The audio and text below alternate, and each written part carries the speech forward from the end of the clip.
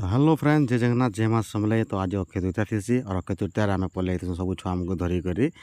सुना दुकान के सुना घिनी आसी कि आम देखुन दिन जानी पड़े आम कहीं आईचु बोलिकी। तो यहाँ आरंभ करदेन आम कुनू आर कुनू से दिन देखिक खाली क्या कानबाटा आरंभ करदेला आम बाबू देखुन तार आखिर पूरा पान बाहरी जाऊे आम बोलते नहीं कानबाटा नीचे बोलते कि से तार हाँ ठीक है बापा बोलते और देखुन तार कान फुड़े सारापर आरंभ करदेन तार कान फुड़ाटा आ टुच करसी बोलते खुश हो जासी हेगला बापा बोलसी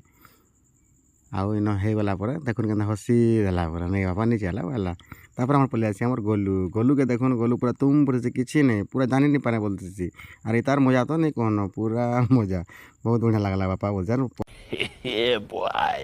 तो नहीं कहन पूरा हसी हसी बोला बढ़िया लगा मत बोलते तार पलि आसी चिरा और चिरा गोटा देखिए के हसी लास्ट के देखुन के लगवा ही बहुत हसुथी कि सांग मैंने मोर वीडियो के लगा आप लाइक करेंगे शेयर करेंगे कमेंट करेंगे और देखुन आके के तार रिएक्शन कना है।